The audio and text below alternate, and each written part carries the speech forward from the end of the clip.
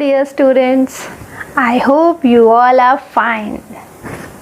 Let us continue learning moral values with more love and enthusiasm. Today we will study chapter 2. Name of the lesson is Parents, the Image of God. God could not be everywhere. Therefore, He created mothers.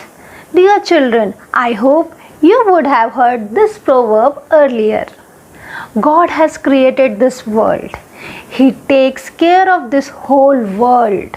And to give His care and love personally to every child, God has created parents.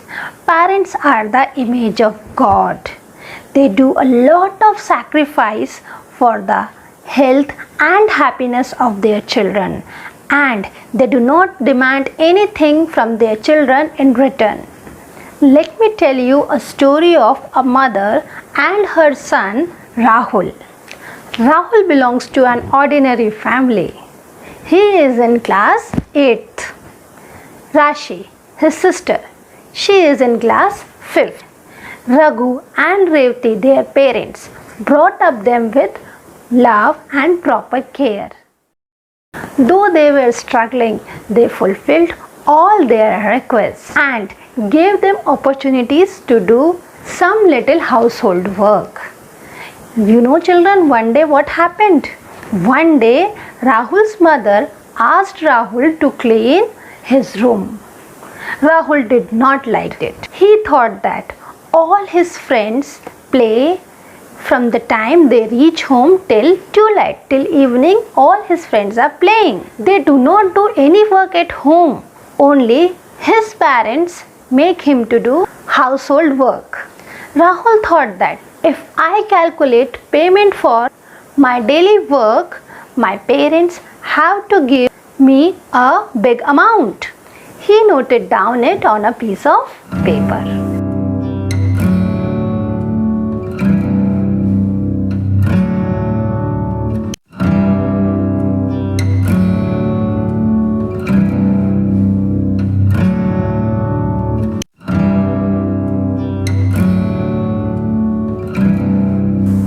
He went to his mother with this paper. His face had an expression of victory. Revati could not understand his expression.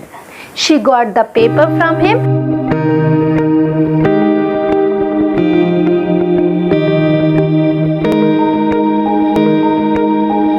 After reading that paper, she asked her son to come closer and bring a pen. Then after, Revati wrote on the other side of paper.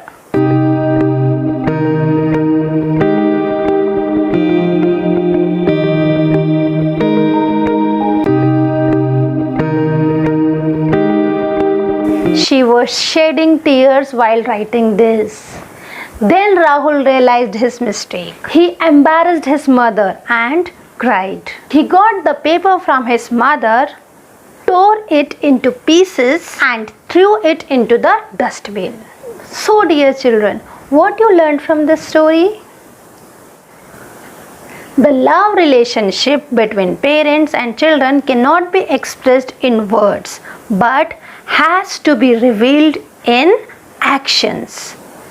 Inspired by love, parents work hard for their children. So dear children, you must look after your parents and most importantly, be obedient to them. Mother should be like God for you. Father should be like God for you. Love your father and mother and protect them. That is the means to heaven or mukti or union with God. Good to your father and mother. Do not protest against them in harsh words. Speak to them with respect.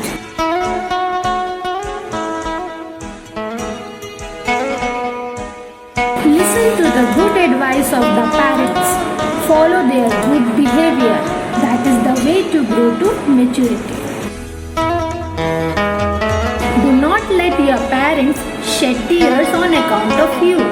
If you offend them, you will have to suffer its consequences in this world itself. Students, have you noticed one sentence of Saint Chavra? Do not let your parents shed tears on account of you. If you offend them, you will have to suffer its consequences in this world itself. What do you learn from this sentence? We should not embarrass or disappoint our parents. If we do so, we have to suffer for it in this world itself. Let me tell you a story of Suma and her friends. Suma and her friends were preparing for their annual examination. The manager of the school expired unexpectedly due to heart attack on the previous day of maths examination. So the management decided to postpone the examination to the last day of the month. There are two high schools in the village. They conducted the exam as per the timetable.